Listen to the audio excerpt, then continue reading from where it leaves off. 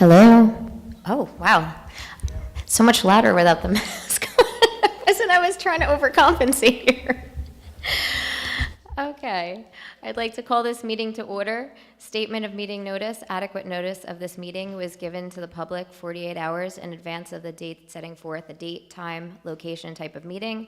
Notice was sent to the Daily Record, the Observer Tribune, the Washington Township Clerk, and was posted on the district website at www.WTSCHOOLS.org. Please stand for the Pledge of Allegiance.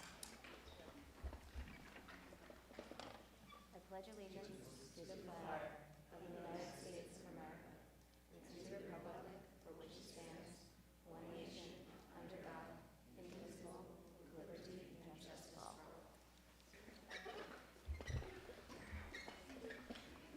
Okay. So good evening, everyone, and thank you for attending our meeting. This is a very pivotal meeting tonight. It's our first after the mask mandate was lifted, and I can't tell you how good it feels to be in what feels like the end of the pandemic. It really is amazing how much seeing everyone's faces, especially the children's, can change your attitude and overall emotional state. I know that the children seem to be adjusting very well to this change, and whether or not they choose to wear masks, they are all happy and very much enjoying a little bit of nice weather that we're starting to see. To say that the past 2 years has been challenging, uncertain, scary, frustrating would be an understatement. It has really changed the way that we've functioned as teachers, parents, and overall individuals. It has not left one person untouched in one way or another. It truly has been the most unprecedented time any of us has seen in our lives, but we forged on and we made through.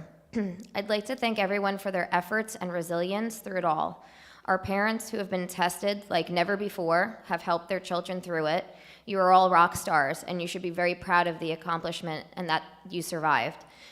Being a parent's hard enough on its own, but this really pushed us to our edge. To our administrators, teachers, and staff, you have had to pivot, think outside the box, go well beyond and above your roles and responsibilities, and you did that with the greatest perseverance, creativity, and grace.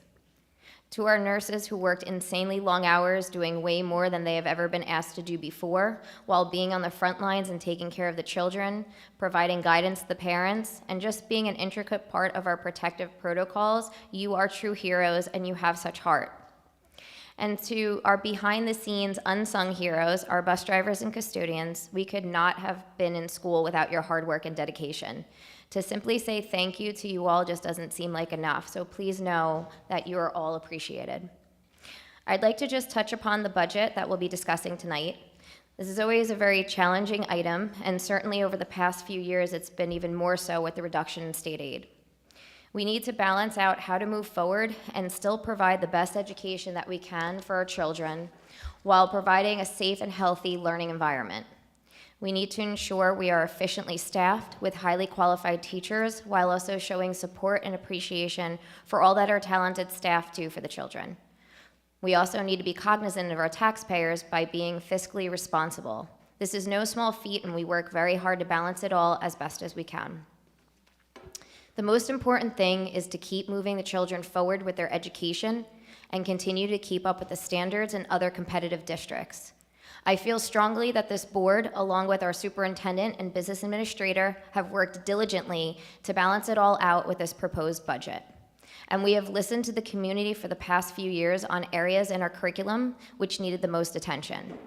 So I'd like to say thank you to my fellow colleagues, Dr. Trinamian and Liz George, for all of their thoughts, ideas, feedback, research, and hard work. And now on to superintendent's comments.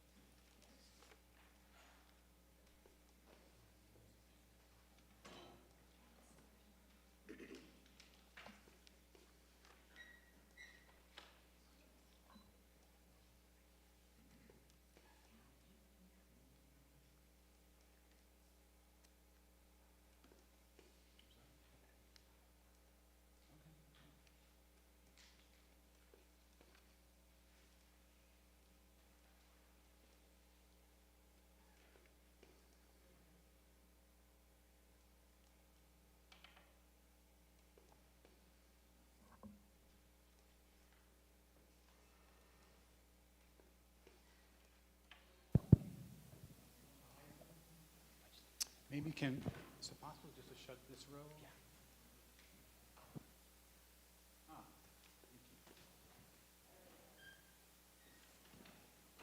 Okay, good evening. Good evening, Washington Township. Thank you to all who came out this evening. Thank you who are watching at home, and always thank you to all of our board members. This is the annual presentation of a tentative school budget for the 22-23 school year. I want to emphasize the word tentative, and I'll explain more about that as I get into my presentation this evening. In planning for a budget for any school year, the place you always want to start is with your goals. And so I know my tenure here has been short, but one of the first things I was able to do in collaboration with the board and the leadership team when I transitioned in October was work on developing a set of 6-month goals. The reason for the 6 months is because by the end of this June, we should start to be thinking about an arc of 12-month goals for the 22-23 school year. So the tenor of these goals was really trying to set us up for the upcoming school year. There's a few things I'd like to highlight. First, there's a total of 3 goals. The first goal is focused on curriculum and instruction. The drivers column, I think, is where the most important information is, and there are several elements articulated in that column that are actually on the board agenda this evening. Let me start with the first 2 because they're related. On the board agenda this evening is a new partnership with an organization called Linkit. Linkit is an organization that will provide our district with the capacity to do better data warehousing to help our teachers with data analytics, and also be able to create dashboards that we will be sharing with families in the coming school year as well. This goal speaks to that importance, and it's that data, especially in this time post-pandemic, that is so critical to our ability to ensure our students are on track, on grade level or above, and if they are not on grade level, that we are equipped to provide aggressive interventions during the school year.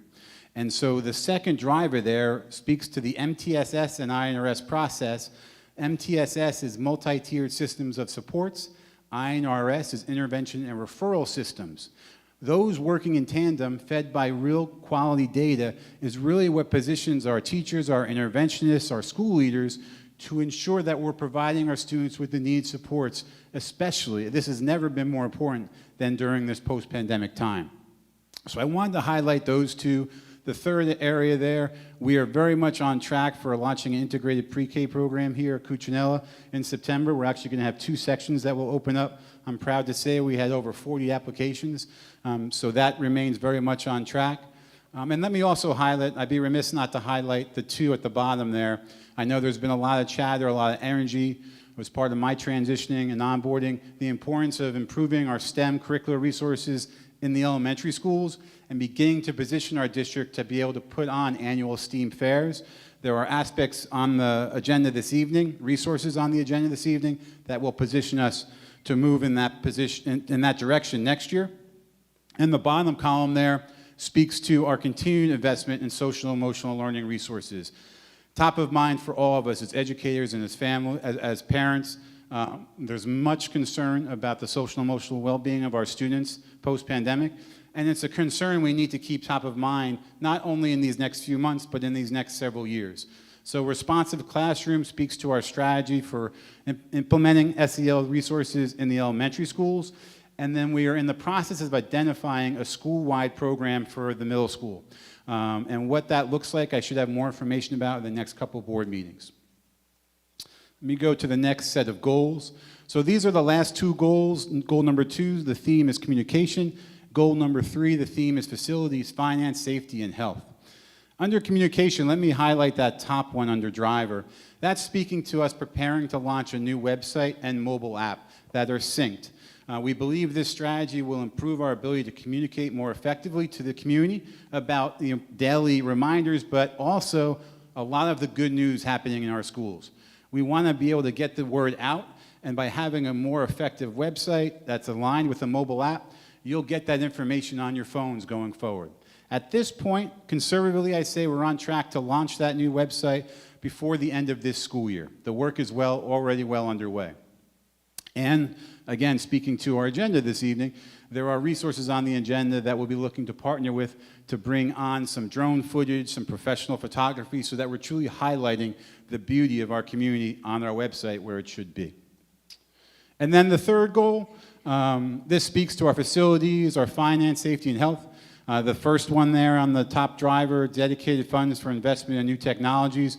We are planning to use grant funds to invest in some new smart technology, interactive boards, and to be invested in our classroom. These types of technologies, it's important that districts invest in on an annual basis so that you can keep up with the ever-trending and improvement in this type of technology. So we are looking to purchase 25 of those to be prepared for September of 2022. Moving on.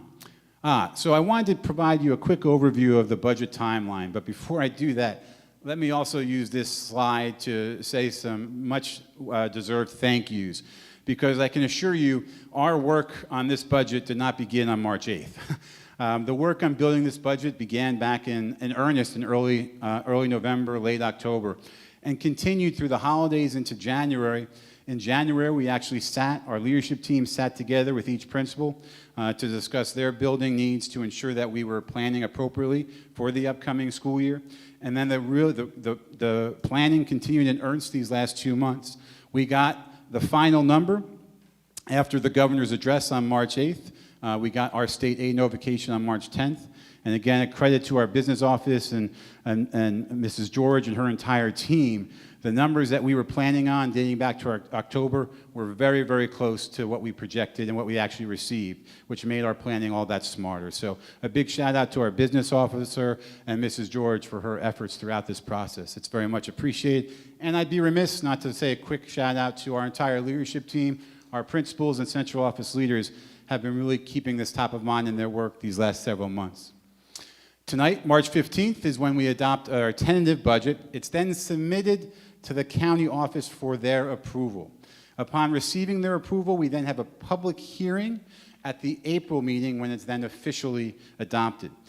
At any point in the process, though, of a school year, school districts, being public school districts, need to be flexible in their resources and their planning. So even when fully adopted, if new challenges come our way, we have flexibilities where we need to, if we need to, add staff or change resources.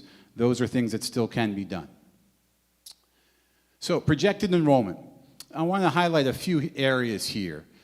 Just to orient you to the screen, the first column after grade there, that's our current enrollment right now.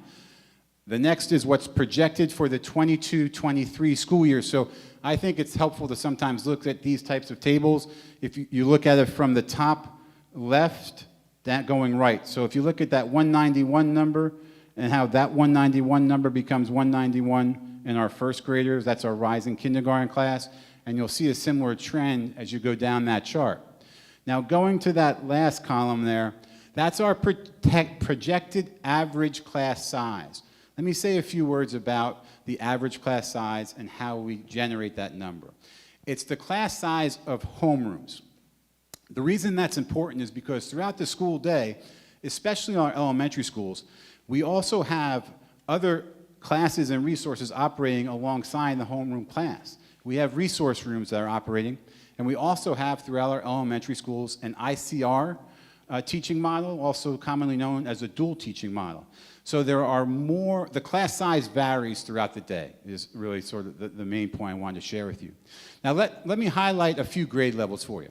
Let's start with kindergarten.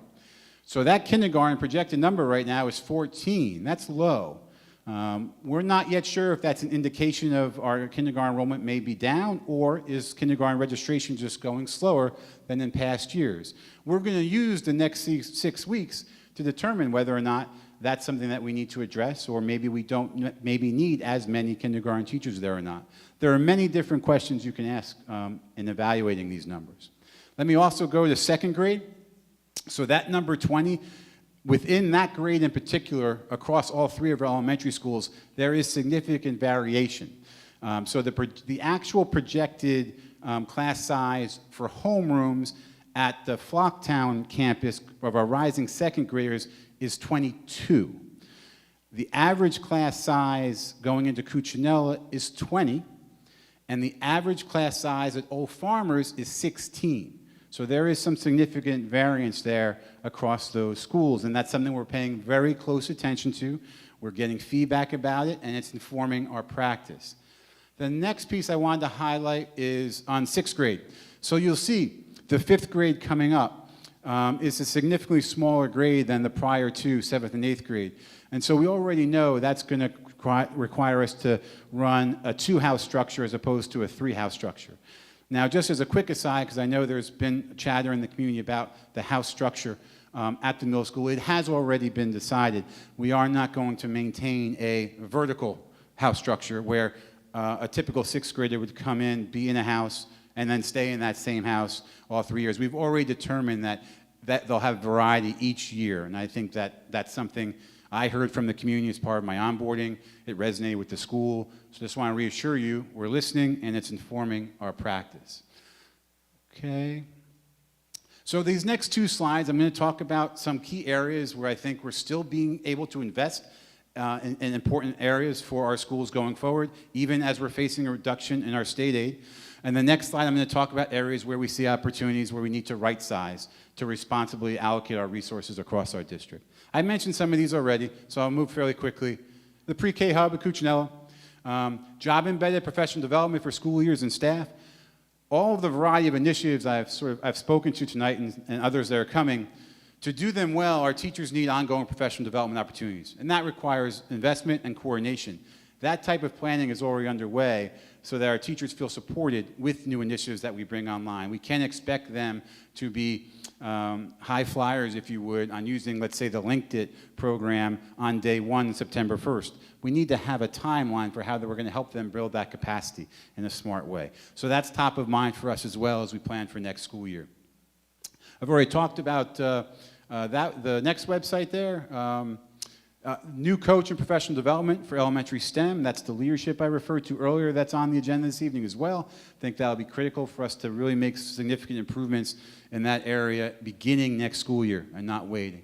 And then we'll continue to make investments in our facilities and maintenance and security across all of our schools. So this is really what the hard work was these past few months. To figure out how do we account for what was over $1 million reduction in state aid, which we knew was coming, and still be strategic in making sure we don't have a reduction in services. We're still planning for the future. We're still launching new initiatives, but how are we accounting for that reduction? And so through a variety of different ratio analysis and looking at benchmarking our district to other similarly sized districts, there are a few areas that we see as where we're going to either restructure, consolidate, or potentially eliminate certain aspects of the work. So let me start at the top. We're going to save one of our FTEs, a full-time position, we're going to move our world language instruction section out of the house structure and into more of the department structure where, like a PE teacher at the middle school teaches 6 sections a day, our Spanish teachers will go from 5 to the 6, which will then have some savings for us. Let me also speak to the speech services and delivery model. Traditionally, and in more robust times, you like to have that speech teacher attached to that school and that community. However, when we look at case size and management loads, realistically, we are better off by sharing canvases and delivering those services across schools and without reducing any speech services for students, still being able to provide them, but just having a more equitable sharing of the caseloads. A similar analysis borne true when we looked at the case management levels for child study teams, where right now there's quite a lot of variety. When we look at other similar sized districts, we believe by bringing our case management levels closer to those size districts, still below them, but closer, we're able to, again, reallocate some resources to some of the other investments I mentioned earlier on in my presentation. And then the April, just to forecast for you, the April presentation, because to be just direct and candid, some of these decisions do impact some of our staff.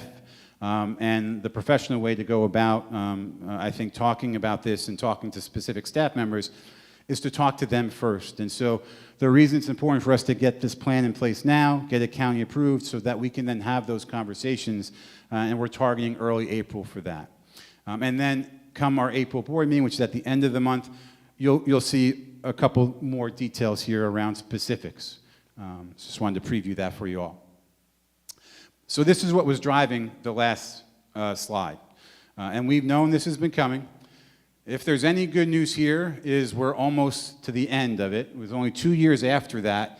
And this upcoming year is the worst. This was the biggest cut in 1 year that we had to solve for. So it was that 7-year reduction, and we always knew this was going to be the biggest drop, and you can almost see it there in the chart.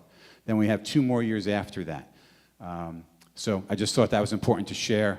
I also wanted to show you a 10-year look back about tax increases and the history of them in the district and the community. The one that's proposed in this budget is to the far right, the 2.32, and I'll talk about that in just a moment. But there's a history there too. You'll hear talk tonight a little bit about a term called bank cap. That bank cap was created by some of those years that were under 2, where it allows the district to, in future years, if need be, to grab some of that savings and apply it to the budget. We did think that going into the year with the over $1 million reduction in state aid was the year, if there was going to be one, where we needed to create some of that bank cap, that this would be the year. So the tentative budget does include a portion of bank cap, about 25% of bank cap. We're still not going and asking for all of it. Let me spend a moment on this slide and shout out to Board Member Waskis for some feedback here. I was able to restructure this. I'm hoping I got some more clarity on it. So I want to be clear with you about how the district has handled debt service in this year's budget compared to the proposed budget, because there's a significant decrease, and I'd like to try to explain that. The reality is there's basically been 2 referendums the last couple years that the district's been funding. There was the initial referendum from 2003. As I understand it, that was used to build Cuccinella. And that referendum, the district's been paying an annual debt service over, I believe it's a 20-year arc of $1.4 million. You see that there. More recently, 2019, there was a one-time referendum that was done to provide HVAC systems and some other much-needed facility improvements. That was paid for through a one-time purchase, one-time drawdown of the capital reserve account of $2.8 million, which also garnered the district a state grant of $1.4 million. So that 2.8 plus that 1.4 plus the annual 1.4 that we've been doing every 20 years is how we got to the 5.6. And so if you were to compare the budget we're proposing to last year's budget, you'd see a significant decrease in the amount we're paying in debt service, because that 5.6, a good portion of that was for that one-time referendum. And that's why our debt service for the budget we're proposing is just a 1.4. This is the final slide. I'm sorry. So here's just a summary overview. This goes on our website so people can look at it as well. This is a final overview of what the actual proposed tentative budget is. The increases, the 2.32, and we wanted to break down the difference, because I can't say enough how seriously we deliberated around the bank cap or not. It's not a decision we came to easily, but in order to make some what we thought were important investments, we thought this was the 1 year. If we were going to do it, let's do it, but let's make sure we're doing it as little as possible. And so you can then see the breakdown on the annual average of assessed homes. The $9 is really the amount of, on average, that applies to the bank cap. And I'm trying to, is there anything else I want to highlight on this slide? I don't think so. Okay. So this is going to conclude my presentation this evening and my report.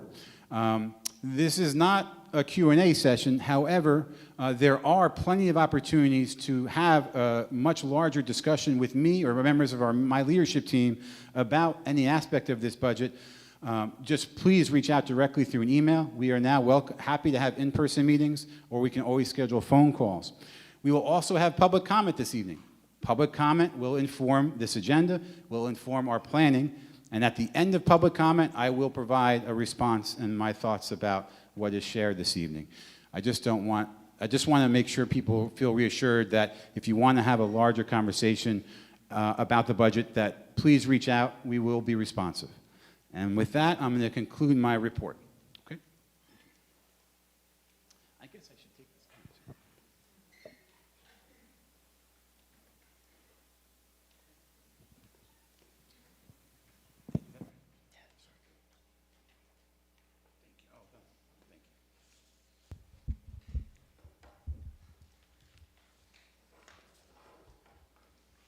Thank you. Correspondence.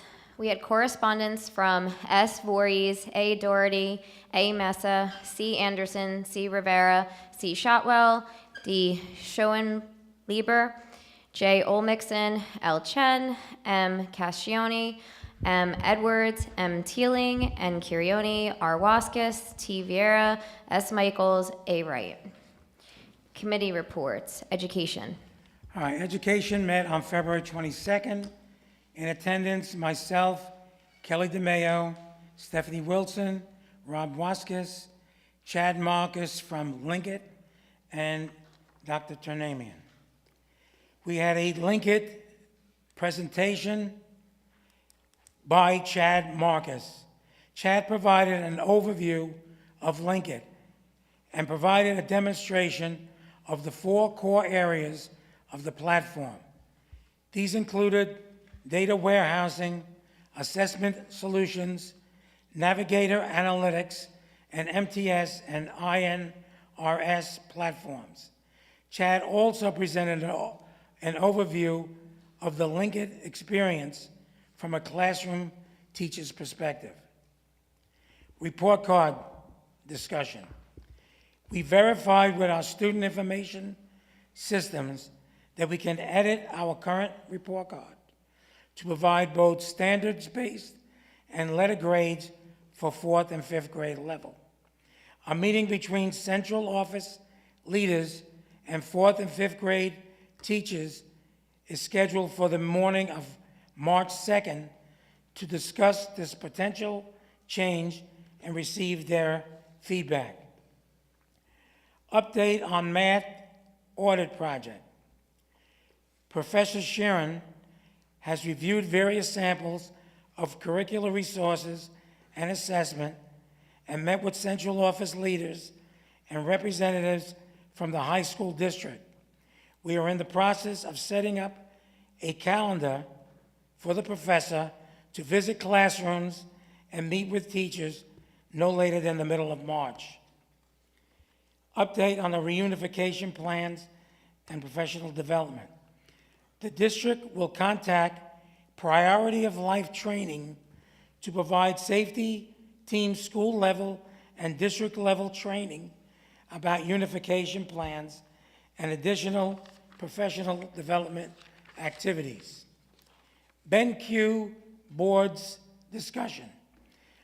A demonstration of the BenQ Board has been installed at Cuccinella, and a training is scheduled for the leadership at Cuccinella on March 3rd. The district is evaluating the BenQ Board technology to determine if it would be the right technology to use when the district begins to replace the aging smartboards currently installed in most of our classrooms. Update on planning for new SEL resources. Dr. Turnamian shared about some of the current work already underway related to SEL resources and supports for our students, with some updates about plans being created to expand on some of these resources in 22-23 school year. That's it. Thank you. Finance. Thank you. I'm going to ask you all to bear with me. I do have 3 meetings to report on, so we'll be talking for a little bit. The first meeting was on February 15th at 7 p.m. In attendance were myself, Jason Kostenblatt, Kira Mitchell, Rob Waskis, Liz George, and Peter Turnamian. We discussed the 2022-2023 budget. The committee was provided an update and discussed the budget, including the following: appropriations. Appropriations still don't fit existing projected revenues, but we are getting closer. In reviewing athletics and co-curricular costs, there was consensus to raise the user fee revenue by $16,000. From $35 to $50 for co-curricular and $85 to $115 for athletics. These fees subsidize but to fully fund the cost to run the activities. Looking at ratios, which is driving the personnel conversation primarily for support services and synergy amongst the elementary schools. The health benefit premium increases are still a moving target with the potential to use emergency reserve to fund increases. We also discussed timing. The March board meeting will need to be moved to accommodate the change in the governor's budget address to March 8th with the subsequent release of state aid by Thursday, March 10th. The committee agreed to have an additional meeting on March 10th to discuss any final items after the receipt of the state aid. We moved on to discuss the IT department. The committee discussed the following regarding the IT department. A network audit would be conducted to review our current infrastructure. Administration is currently reviewing the staffing plan to determine the appropriate structure. Camera and door access infrastructure update is planned, and the district will utilize $45,000 in SDA funding to partially subsidize the project. The district is reviewing quotes received to complete the project. We then talked about the long-range facilities plan. The committee discussed the status of the long-range facilities plan, including funding mechanism, which includes the operating budget, capital reserve, which the current balance is $623,000, and referendum. Referendum is currently the only available mechanism for receipt of state support. Local funds can come from debt or capital reserve. The timeline, $19 million in debt that was issued in 2003 has the last payment in August of 2023. State project submission 6 months prior to referendum date would mean a January 24th, 2023 referendum date. The paperwork would need to be into Trenton by July 28th, 2022. A March 14th, 2023 referendum date, the paperwork to Trenton would need to be submitted by September 15th of 2022. We discussed projects, including educational priorities. They are to be reviewed in the upcoming weeks with input from stakeholders. Also, infrastructure priorities, as identified by the district's architect during the most recently completed building assessment. The last topic was policies. The following policies were briefly discussed and will be placed on the next agenda for a first reading. 6115.01, which is federal awards and funds of internal controls, allowability of costs.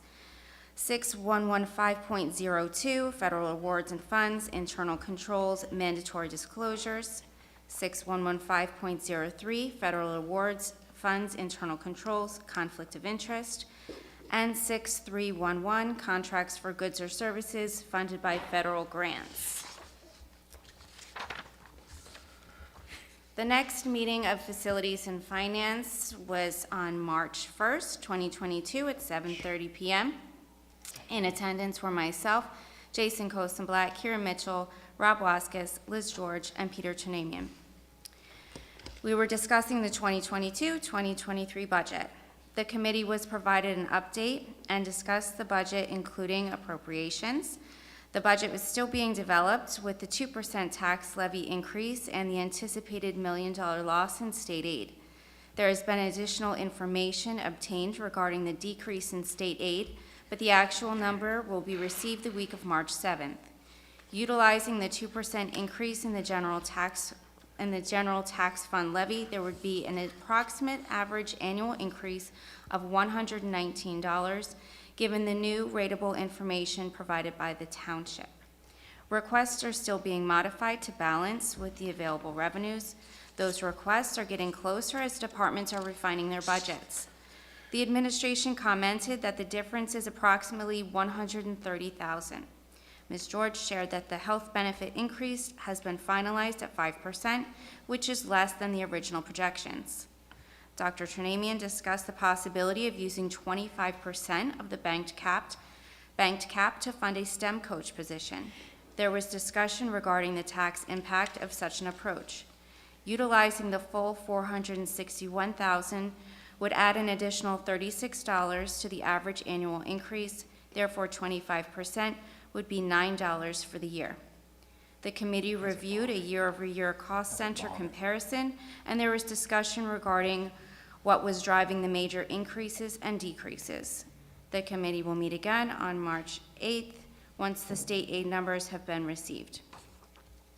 We actually met again on March 10th at 7:30.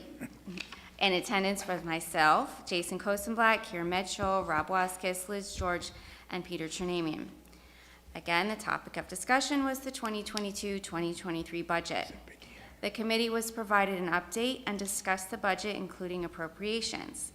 State aid was received and was approximately $62,000 more than anticipated, so the total decrease is $1,008,376, or a 20% decrease from the current year. The district was also notified of an unanticipated charter school student, so this was added to the budget. Requests have been balanced to the revenues, with some additional anticipated numbers becoming finalized. The additional state aid was used to increase the maintenance budget. Dr. Chernamian continued the discussion of the possibility of using 25% of the banked cap to fund a STEM coach position. There was significant discussion regarding this approach. Dr. Chernamian shared that an alternative would be to make further reductions to the budget requests incorporated into the operating budget. Dr. Chernamian shared the approach utilized to determine staffing needs and the areas where staffing reallocations could occur or alternate methods of delivery could be utilized. The committee also had a discussion regarding their proposed staffing reductions, and Dr. Chernamian shared that they are fiscally responsible and necessary for efficiency in the delivery of services. The reductions are recommended without consideration of the identification of the STEM coach need. Committee members shared their opinions regarding budget priorities and that sufficient funding wasn't able to be provided to facilities. There was discussion as to how major capital improvements would need to be funded via future referendums and available capital reserve. The committee requested additional information, which Ms. George will provide.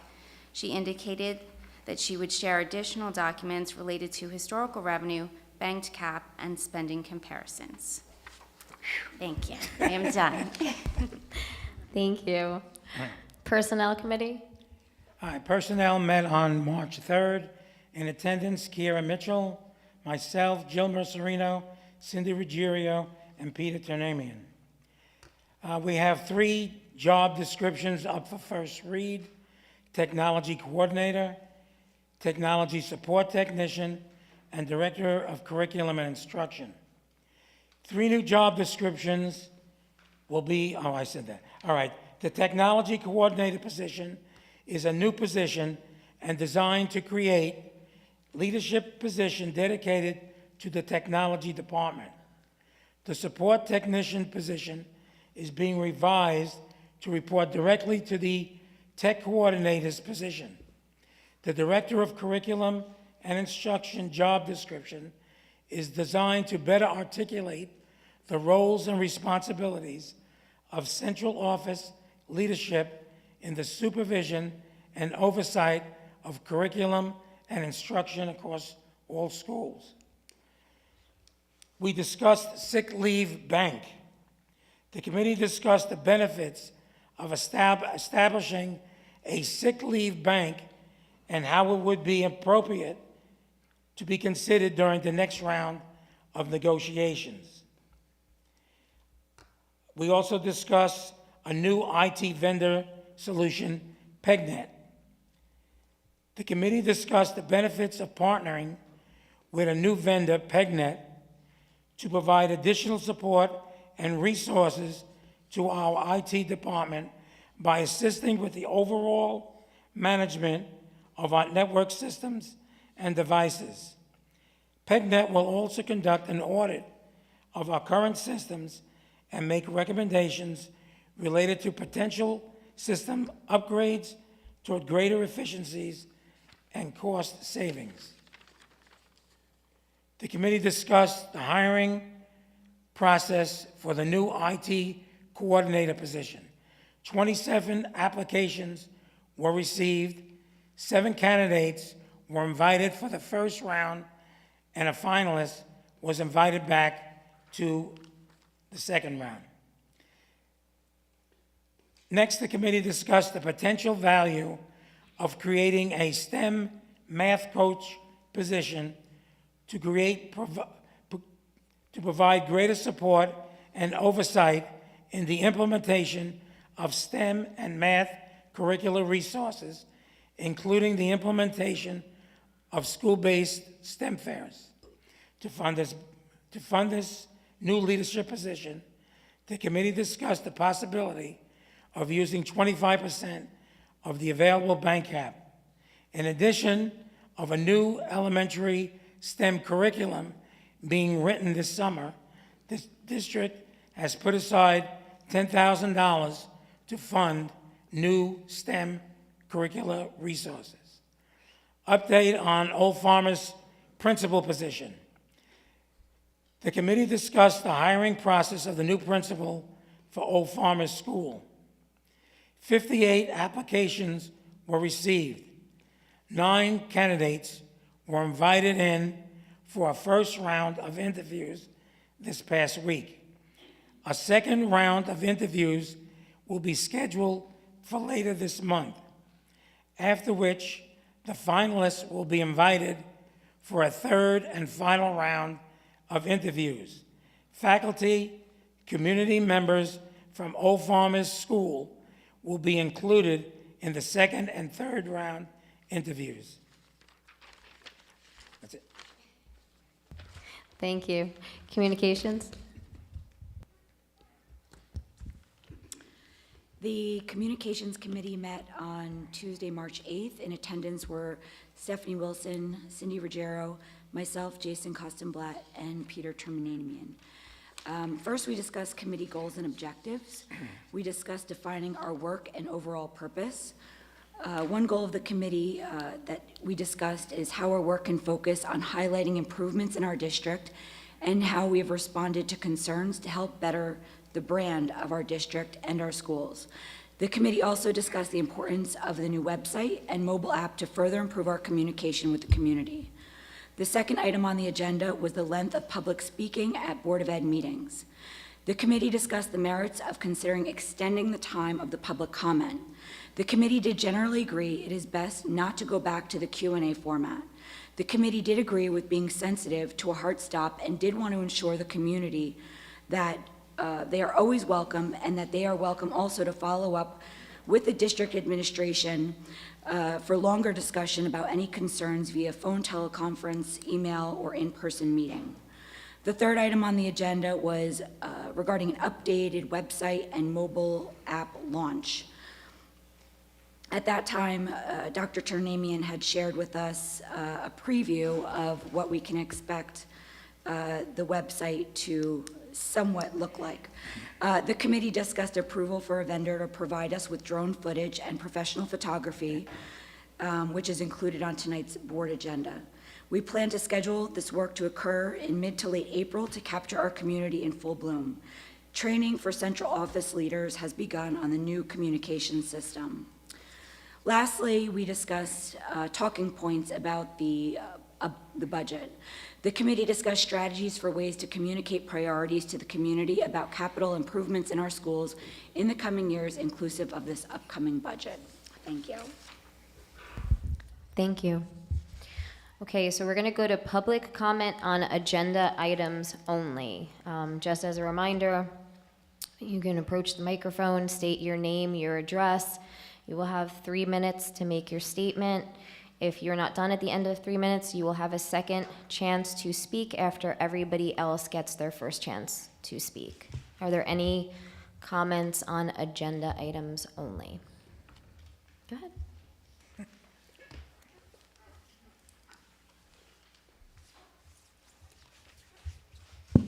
Sorry. Michelle Rupert, 20 High Ridge Road. I just wanted, it's really an acknowledgement for under personnel number 19. I just wanted to, I saw that Marie Pepis, our school nurse at Kosman, is retiring after 19 years of service, and Ms. Vitorla is also retiring at the end of the year after 15 years of service. My oldest did not have Mrs. Vitorla, but I've heard wonderful things about her, and I just wanted to recognize, to just thank her for her many years of service at Flocktown Kosman. And of course, for Mrs. Pepis, as my oldest and my two youngest are also at Cosman, I just wanted to thank her for her 19 years of service, and she'll be greatly missed because she is part of the soul of Cosman School. So I just wanted to acknowledge her today. Thank you. There she is. Is there anybody else?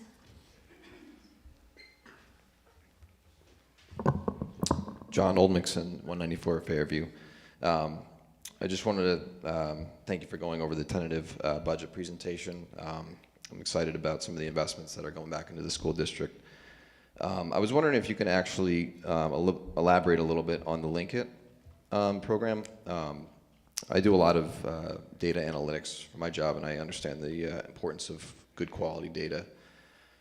Is that going to be, I guess, items or data going back many years going to be inputted into the system to analyze different trends? Is it going to be more used for ad hoc or for generalized reporting purposes? And I guess to have somebody, we call them data stewards at my work, basically somebody who validates the quality of data that goes into the system. And then my other item, I just wanted to ask about the 1.4 million referendum from 2019. I do remember the previous superintendent, when we had to vote on that to get passed. I don't know if anybody, I know you weren't here, but I'm sure you're familiar with the process. Was that kind of done as advertised to us? Because I vaguely remember it as, it was basically a grant that we just had to go to the state for. But now it sounds like we're paying interest on that as well. Is that the normal process? Just basically, did we get what we basically were told we were going to get on that referendum? Thank you.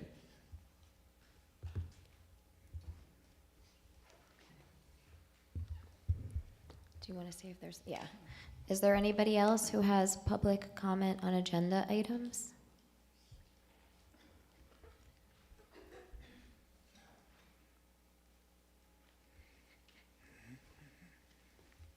Tomasz Piątek, 31 Spring Lane. I just have one question, maybe not one question, but basically on the base of what we select the IT vendor and on the base of like what merit we are paying them, or I don't, like let's say it this way, I don't care how much we're paying them, even though it's coming from our taxes, but on the base of what results and what they bring on the table, we are paying them. Thank you. Thank you. Is there anybody else for public comment on agenda items? Hi, Stephanie Lorenzo, 90 West Springtown. For the budget question on the class sizes, I was going to ask, what is, of all the grade levels, have you taken into consideration like the, how it most affected academically and socially? The classes that, I'm sorry, which classes were affected most by the pandemic socially and academically? And is that in consideration when you're going to possibly take a class away from a grade? Thank you.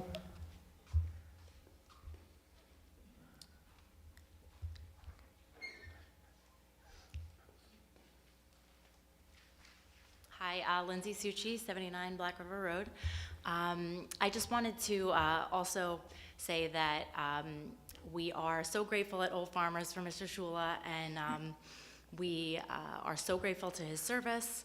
I know the kids and the parents will miss him greatly, and he definitely has some really big shoes to fill. I just wanted a clarification. You mentioned in the third round that they'll be meeting with community members. If I heard that right, I just wanted to clarify who those community members are made up of. Thank you. Is there anyone else for public comment on agenda? Okay, would you like to?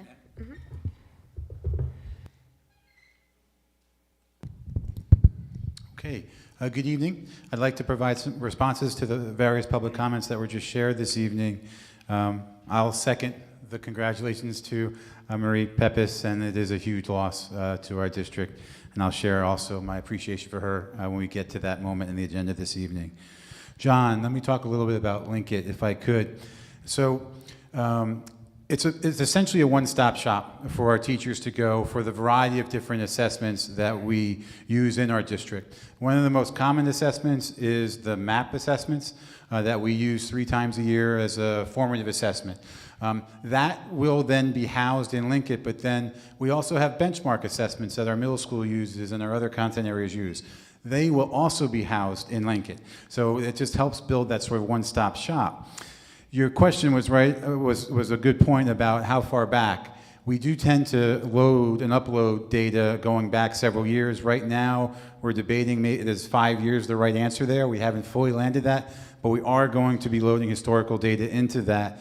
And then going forward, the implementation this September, and I really appreciate the middle school's partnership on this, is going to be K-8. So what we can say to families in the community that you'll experience a consistent data point as your children go through our schools and into the middle school and continue to track that.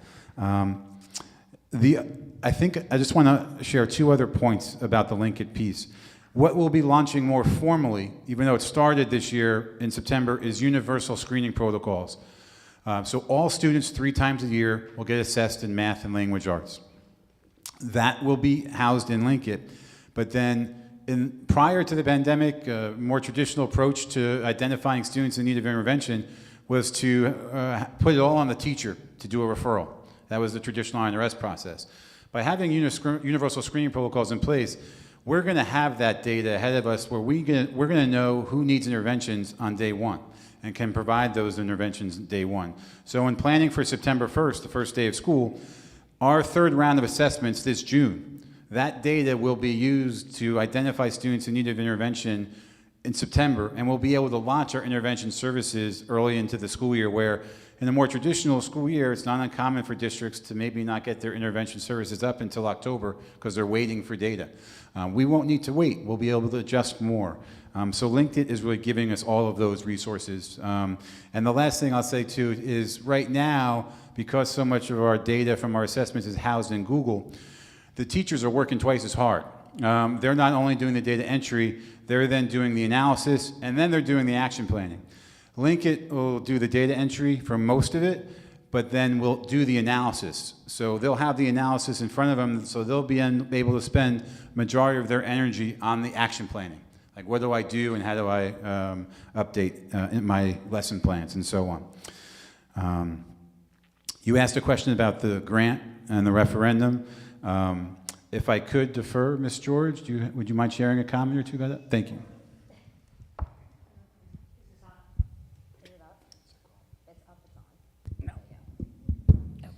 So yes, the referendum was pretty much a one-shot deal. It was a special, we would refer to it as a special purpose referendum. So the whole reason for the vote was for the taxpayers to authorize us to use capital reserve to fund our portion of the debt, which generated then the state aid coming in to pay for the other piece of it. So there was a minimal amount of interest involved because we issued a 1-year note. In order to get the state aid, you had to actually issue debt, but it was only for actually a little less than a year. So both the capital reserve and the state aid was combined to then pay off the debt. And we were able to successfully do the HVAC project at Old Farmers Road School, as well as a partial roof replacement at both the middle school and Old Farmers. And both of those projects are now fully complete, and we are actually in the process of closing them out, and a little bit of money is going to come back to the district because they came in under budget. So we're excited about that as well. That's rare. Okay, to the IT question, I really appreciate your question about the vendor. And it's very much in process, to be candid with you. Right now, there are a couple of transitions happening in our district that I'd like to speak to, and they're also memorialized on our agenda this evening. One, our current data manager is taking a new position with the high school, a long-time service to our community who we'll honor when we get to that point of the agenda. But in him moving to the high school district, we thought we'd take a step back and do a bit of an audit of our systems and our networks to see what's the really most efficient way to organize our IT department. So we're going to bring on PegNet for the remainder of this school year for a fixed amount of hours that's still to be determined. What we have been in conversation with them about, though, is just doing an audit of our overall network and systems. So, for example, it appears at this point that we may be able to experience some efficiencies by, in the coming years, moving some of our server-based programs into the cloud and maybe reducing the amount of servers that we currently are operating. Those are things we're exploring. And another exciting item that's on the agenda tonight is the replacement, the new IT coordinator.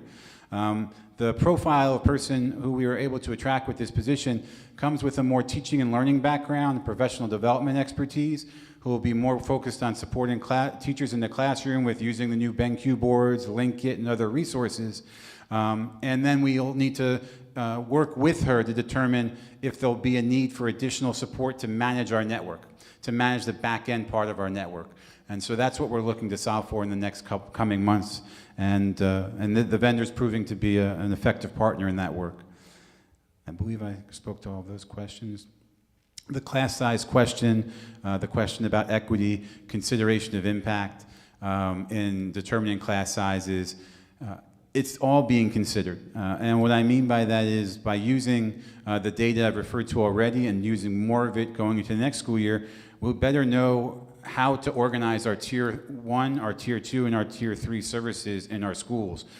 So we might see that there is a spike in a certain area in Tier 3 and need to redeploy some of our IT services to that school. We might see a need to add an FTE to a certain section based on enrollment needs. I can say to the community, I can reassure the community, I understand that there is a sense of pride in the community about small class sizes or smaller class sizes. And so that's not something that we will ever ignore or discount. We'll continue to track it appropriately. And if things were to get to a point of great concern, we would take steps to address that.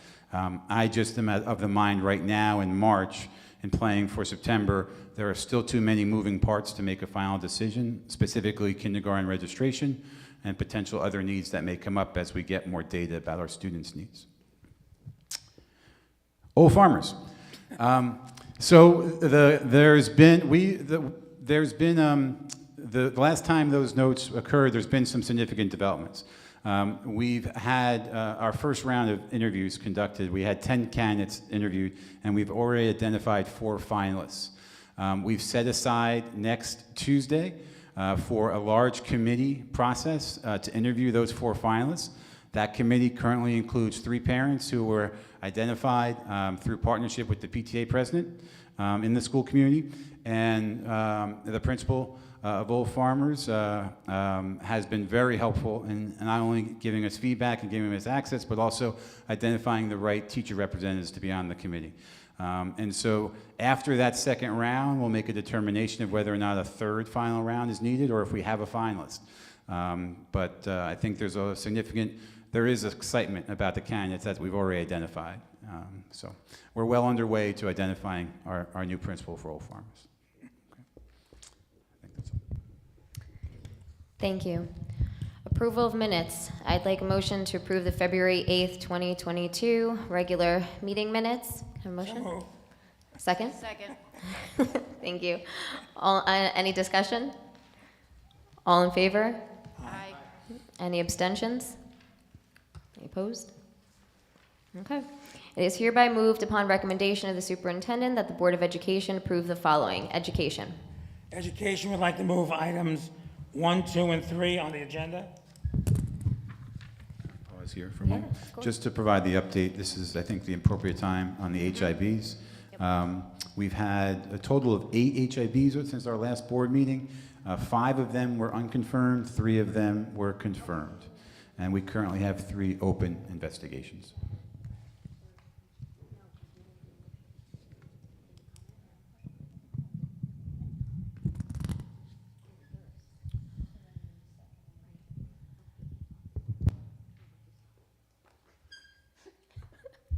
Sorry.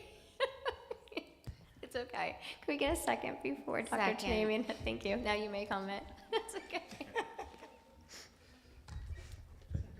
I was just doing as I was told. You were like, "Can I speak?" I'm like, "Sure." Go ahead. Is there anything else you need to say? I'm sorry. No, that's okay. Okay, so can we have a roll call, please? Mrs. Ruggiero? Yes. Mr. Capagrosso? Yes. Mr. Costenblatt? Yes. Ms. DeMayo? Yes. Mrs. Muserino? Yes. Mr. Waskis? Yes. Ms. Wilson? Yes. Mrs. DeSico? Yes. Finance?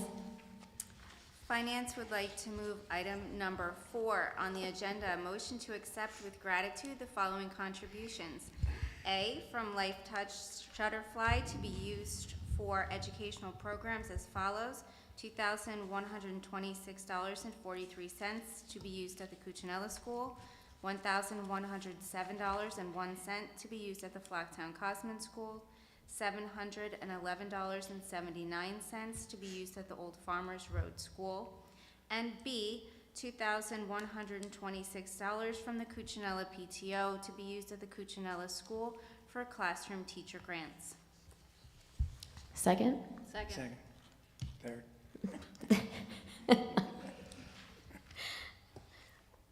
Roll call. Any comments before we do the roll call? No, okay, roll call. Mrs. Ruggiero? Yes. Mr. Capagrosso? Yes. Mr. Costenblatt? Yes. Ms. DeMayo? Yes. Mrs. Muserino? Yes. Mr. Waskis? Yes. Ms. Wilson? Yes. Mrs. DeSico? Yes. Finance would like to move items number 5 through 18 on the agenda. Second. Thank you. Comments? Roll call? Mrs. Ruggiero? Yes. Mr. Capagrosso? Yes. Mr. Costenblatt? Yes. Ms. DeMayo? Yes. Mrs. Muserino? Yes. Mr. Waskis? Yes. Ms. Wilson? Yes. Mrs. DeSico? Yes. Personnel? Personnel would like to move item number 19, motion to accept with regret the following retirements.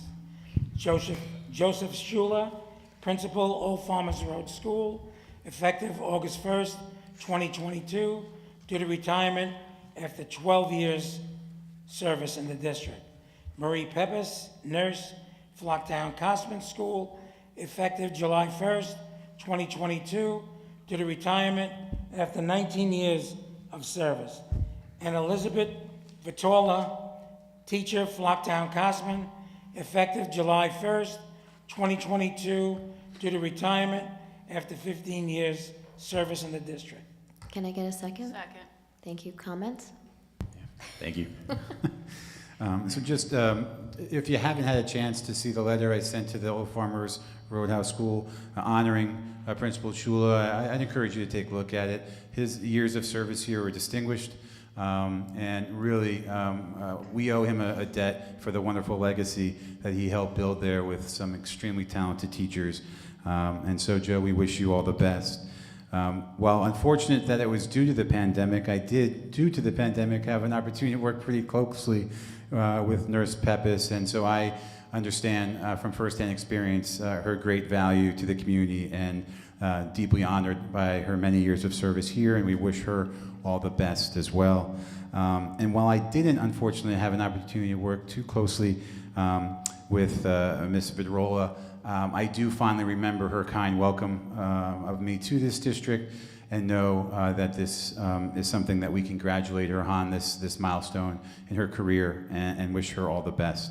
And then I'd be remiss not to use this opportunity to just say a sincere thank you and congratulations to Randy, who's the next item on the agenda, who's moving into the high school position as the data manager for them. We appreciate his many years of service to this district and his dedication through the pandemic times as well. Thank you. I would be remiss if I didn't say something about Marie. When my granddaughter was in kindergarten, we were told that the nurse will become her best friend. And my granddaughter was in the nurse's office almost weekly. Every time I would pick her up, I would say, "Did you go to the nurse today?" "Yes, I did. I have this little cut on my hand." So, she's a wonderful person. Just walking into the building, she welcomed you, along with Mrs. Fichot, and made the building very warm and inviting. So congratulations, not only to her, but to Mr. Schuler and Mrs. Vitola also. Okay, thank you. Roll call? Mrs. Ruggiero? Yes. Mr. Capagrosso? Yes. Mr. Costenblatt? Yes. Ms. DeMayo? Yes. Mrs. Muserino? Yes. Mr. Waskis? Yes. Ms. Wilson? Yes. Mrs. DeSico? Yes. Personnel would like to move items 20 through 27 on the agenda. Can I get a second? Any comments? Roll call? Mrs. Ruggiero? Mr. Capagrosso? Yes. Mr. Costenblatt? Yes. Ms. DeMayo? Yes. Mrs. Muserino? Yes. Mr. Waskis? Yes. Ms. Wilson? Yes. Mrs. DeSico? Yes. Policy. Motion to read for the second time and approve the following policies. Can I get a motion? Second? Second. Discussion? Any discussion? Okay. Roll call? Mrs. Ruggiero? Mr. Capagrosso? Yes. Mr. Costenblatt? Yes. Ms. DeMayo? Yes. Mrs. Muserino? Yes. Mr. Waskis? Yes. Ms. Wilson? Yes. Mrs. DeSico? Yes. Motion to read for the first time the following. Can somebody make a motion to read the following policies on number 29, please? So moved. Just, thank you. Second. Don't need a second, it's okay. Comments? We have several policies up for a first read this evening that I'd like to highlight for the community. Policy 3233, political activities, is a revised policy. The term, what's revised in the policy is the term Board of Chosen Freeholders to Board of County Commissioners, and freeholder and chosen freeholder shall be the county commissioner. Policy 3233 provides guidelines to teaching staff members regarding political activities on school premises. Policy 5541, anti-hazing. This is a new policy and is known as the Timothy J. Piazza's Law. It was passed and approved on August 24th, 2021, goes into effect on March 1st, 2022. The new law requires public and non-public high schools and middle schools to adopt an anti-hazing policy. Hazing allegations may very often implicate Policy Guide 5512, harassment, intimidation, and bullying, without the New Jersey Department of Education providing more detailed guidance regarding a procedure to investigate claims of hazing. Strauss-Esme, our policy organization, recommends hazing claims be investigated using the same procedures used for student code of conduct violations under Policy Guide 5600. Policy 611501 requires the school business administrator, board secretary, or designee to be responsible to determine the allowability of costs under federal regulations. Policy 611502 requires the Board of Education to disclose in a timely manner in writing to the federal awarding agency or pass-through entity all violations of federal criminal law involving fraud, bribery, or gratuity violations potentially affecting the federal award. Policy 6115.03 addresses standards of conduct covering conflict of interest and governs the actions of school district employees, officers, and agents in the selection, award, and administration of contracts supported by federal award. And Policy 6311 requires the Board of Education to refer to the Federal System for Award Management, SAM, to search for debarred, suspended vendors for contracts providing goods or services to the school district to be funded by a federal grant. Policy and Regulation 7432, eye protection, is a revised policy and regulation. They were updated to address a revision to several subsections in the code. Policy and Regulation Guide 7432 do not change any substantive requirements in existing policy and regulation guides, but provide more detail as to a school district's requirements to provide appropriate eye protective devices. And then lastly, Policy and Regulation 8420, emergency and crisis situations and fire drills. Policy and Regulation 8420 and 8420.1 was revised to align with the updated statutes by inserting language regarding fire and school security drills. The reference to the New Jersey Office of Homeland Security and Preparedness has been removed from Policy Guide 8420 as school districts utilize more different sources when educating school employees on proper evacuation and lockdown procedures. Regulation Guide 8420.1 also includes added language to directly align with the school district's responsibilities regarding fire safety as mandated by law. And that concludes. The abolishment of religious holidays, 8810.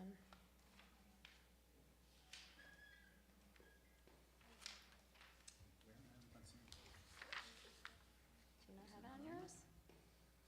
I don't know, I have it on mine.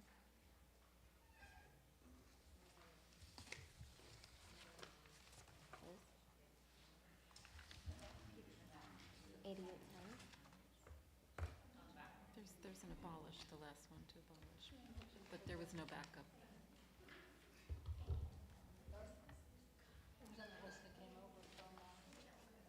From Carol. So it's a first read, so we can remove it Okay. until we get further clarification. Do you need me to make a motion to remove it?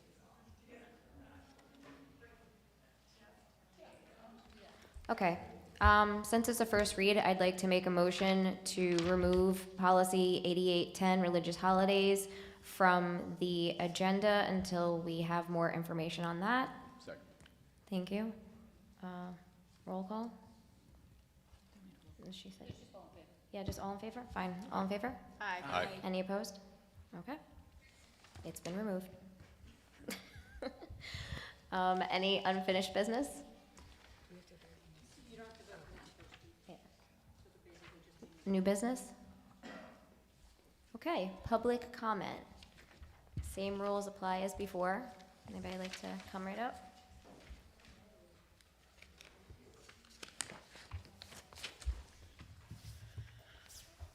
Hello again. Michelle Rupert, 20 High Ridge Road. I don't know if this was considered on the agenda, but This is public comment. You can, it doesn't whatever. matter. Okay. So I'm here as a concerned current second grade parent. I have twins in second grade at Kosman Building. And I'm just concerned. I saw the budget and projected numbers as far as class size. And right now we have 5 sections and we're at 18. I believe one class has 19 kids per class. And if we move down to 4, I know when you were talking about the budget and taking things in stride, and I know some of us are number guys, and so I was trying to find today the MAP scores for the district. I was trying to find them. I don't know, I couldn't find them, but just district-wide, because I know this current second grade class really hasn't had a normal school year. They went to the lockdown happened of March of their kindergarten year, and I know, my 2 my 2 second graders right now, we're concerned about what they've missed so far, and then moving to 4 sections next year would be about 22, 23 kids. And at what, I guess if that's a definite going to happen, if it's moving to 4 sections, what your criteria would be to add back that 5th section. Because we know, I think all of us can see the housing market. It's very good in Long Valley right now, and lots of people are moving in. And, what would the numbers be where we would feel comfortable with getting that 5th section back, or what that criteria is as far as taking it away to begin with? If we're already at 18 kids,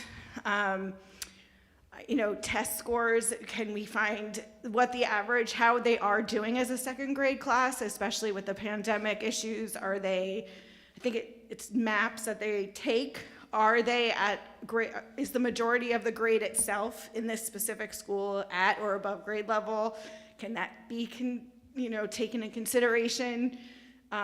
Because, 22, 23 is already above what the average is based on what is projected. So, I just wanted to publicly show my concern for class size, because it is a pride that Long Valley has of class sizes. But to me, as a parent and a teacher,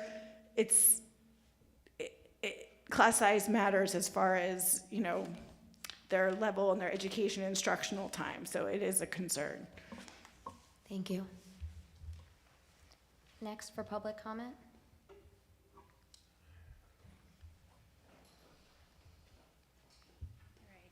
I'm Ivy Hamill, 64 Knob Hill Road. And Mr. Waskis has quite the reputation for numbers. I also like numbers. So I will just give the comment also following Michelle's concern about the class sizes at Flocktown Cosman. I have a second grader as well. And we have definitely seen some improvements having that extra section in first and in second grade.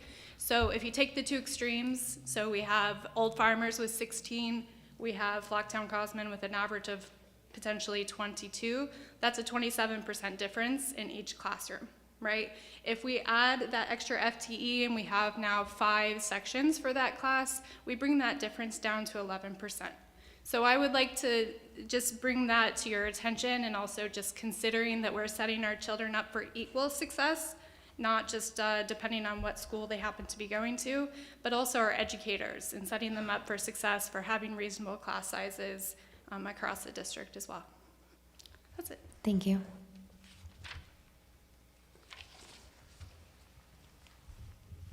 Hi, Kylie Holly. I live at 254 Pleasant Grove Road. I have the same concerns that they do. I have a second grader who's going into third grade. No normalcy for the past 2.5 years, so we need something normal next year. I don't have any numbers, Rob. I'm sorry. But I do have common sense, and I know it's not going to get any better with the class size getting bigger. So I would like you to consider that. And I know that it's not acceptable in an area like this. We have quality schools here. You're not going to maintain that if you keep growing the class sizes. And I know I pay enough in property taxes. We got to be able to figure this one out. Okay? Thank you. Anybody else for public comment?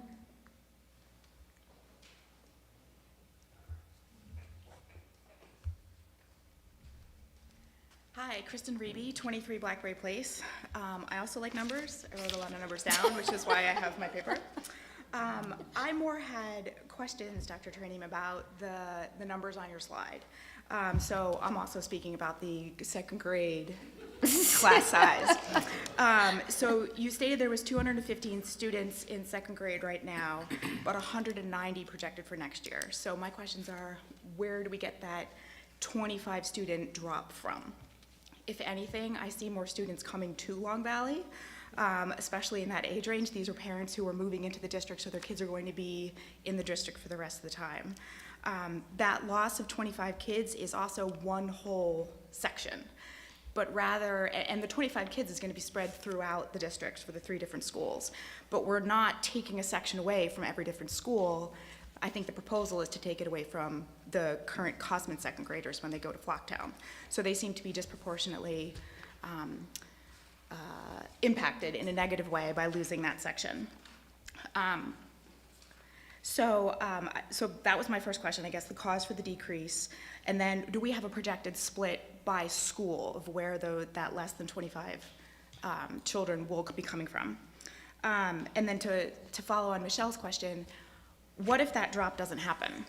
When is it going to be, what is the trigger point for where we are gonna say, we need to keep that fifth section for these children that had never had a normal school year? My son asked me where I was going tonight. I briefly explained to him that I was coming to see if we can maintain 5 sections for him in third grade. And he goes, wait, I'd go back to 23 kids in my class? He was like, that's awful. That'd be chaos. This is my second grader saying that's gonna be chaos. So those are just my thoughts and my questions as a very concerned parent of a second grader who's never had a normal school year, and he needs to have a normal school year and the same chance for success as other kids in the district. Thank you. Thank you. Anybody up next? I can tell you all want to talk. Don't be shy. Good evening, Tara Lagos, 30 Zellers Road. I too will speak to the decreasing in class size, but for Old Farmers 4th and 5th. Right now, we're slated to keep our 3 4th grade classes moving into 5th.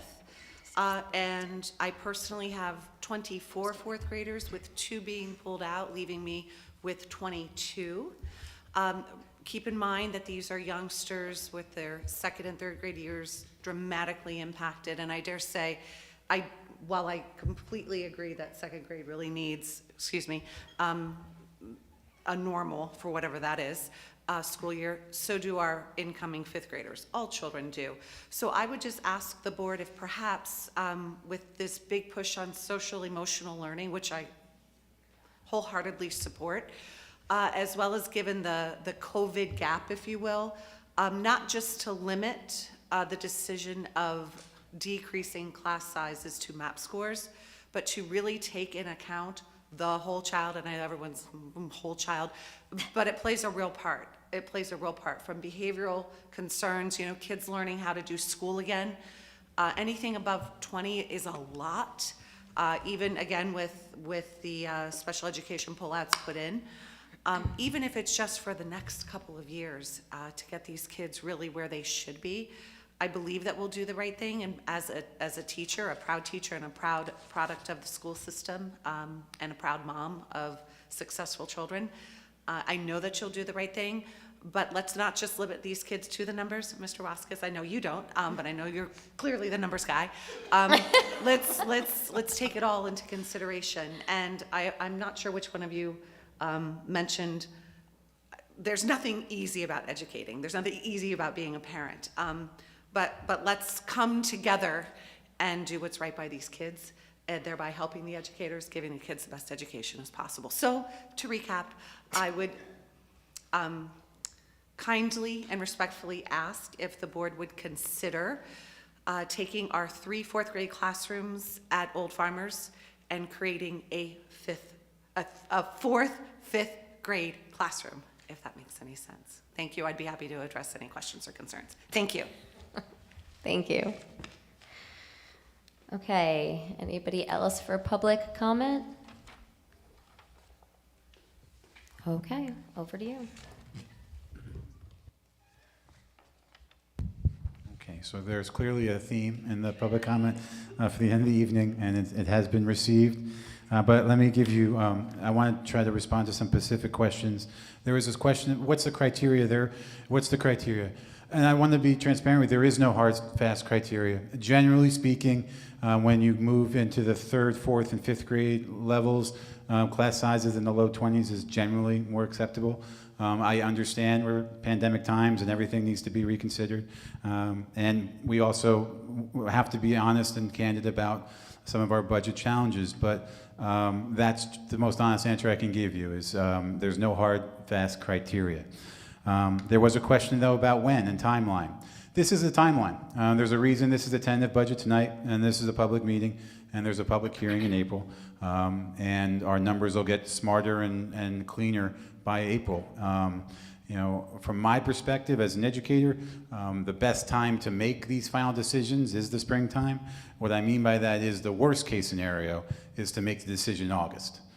Because the opportunity then for hiring and recruiting talented people is much less. So that's also top of mind for me, so I can reassure the community about that. Maps. Thank you for the feedback about maps. I think it behooves our community, for our families, to be more engaged around our map data and requesting it. We don't share yet our map data in a formal way with families, like, for example, the New Jersey Start Strong assessment or NJSLA assessments. However, it's available upon request. And the best way to assure those families who are anxious about their children's academic development, social and emotional development, is to have a conversation with the teacher. The most knowledgeable person right now in our districts and our schools about your child and their development is their classroom teacher. And one thing I can say with confidence is we are blessed in this community with teachers who are fully engaged and care deeply about your children. And so they will respond and request that map data. I can assure you, as a district, we'll be more strategic over the next 6 months in getting a narrative into the community about how you interpret MAC data, and that's part of what Linkit's going to help us do. And I'd like this to be in an area where you can have access to a dashboard, whether through OnCourse or maybe through a Linkit parent portal, to monitor your child's development according to certain grade levels. And then there was another question, Michelle, it may have been you in the beginning, about where do we kind of compare. I can tell you our internal analysis, which is still getting underway, but initially we're not seeing significant variation at the grade level between the 3 elementary schools. Like, we're not seeing one spiking and one dropping significantly. The other trend, which I would consider to be generally positive, but don't want to put too much stock in it just yet, is by using an organization like MAP, who does this nationally, they're able to create national norms. And just generally speaking, it appears our students are, generally speaking, are performing above the national norms in terms of the average for math and language arts. We'll get smarter about sharing that data in the coming months, but those are some things we're learning about and monitoring very closely, because we share your anxiety and concern about our children as we come out of this pandemic. Just checking my notes one more time. Timeline, I think. And Tara, if I could have a follow-up conversation with you after the meeting, thank you. I'd appreciate that. Oh, I think there may be, and if the parent would like to stay for a minute, I think there might be a misunderstanding about the drop in student number, but I'd also like to have that conversation to make sure I'm not missing something. So if we could just have a couple minutes, I'd appreciate it. Thank you. Okay, district distinctions. This is my favorite part of the night. So I have 2 great distinctions I'd like to talk about tonight. The first one is our Super Bowl food drive that Kids for Kindness did. I don't know how much food they collected, but the pictures were really, really impressive. It was an amazing amount of food. So this shout out goes to Colin Lionheart and the Kids for Kindness. So Colin is a member of Kids for Kindness, which is a community service-based club since its inception. This club actually began under the umbrella of a parent-teacher association in October 2012 as a way to spread kindness through the school community. It was created as a way for children to make a difference in the community that we live in. Since then, it's expanded to include all children from kindergarten through 1 year post-high school at Morris County, New Jersey 4-H Club. The club has made an effort to have its impact felt by different groups within the community by completing numerous projects. So one of these projects is the Super Bowl food drive. Colin's been participating in this food drive for approximately 6 years, first as a helper and then a facilitator. His sister Jenna facilitated this drive starting about 6 years ago. And then Colin joined her as co-facilitator of the drive his freshman year and took over as facilitator organizer in 2021 when his sister left for college. Colin believes that giving your time and volunteering is not only positive impact on others, but also on yourself. So I just want to say that that is absolutely wonderful. Thank you so much to Colin and his sister. And then the second district distinction is in regard to the Benedict A. Cuccinella Courtyard Garden. So Cuccinella Elementary, along with its supporting families and community, has been working to develop the courtyard of the school. The first part of the project is to build and use raised garden beds to grow fruits and vegetables. Produce will be harvested and donated to the local food pantries in the summer months by ESY program students. The second part of our project for the school year is to plant a pollinator garden for our students to maintain as well. So we'd like to say thank you to the Cuccinella staff, especially Tracy Swain, for sparking the idea and getting the plans in place, and for Sarah Cipoletti on our PTO over there for organizing the efforts.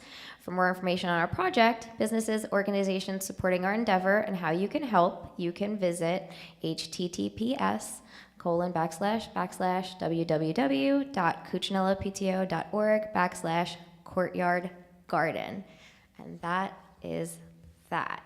So, yes, thank you. So with that, I'd like to get a motion to adjourn our meeting. Second. Okay. All in favor? Aye. Okay, have a good night, everyone.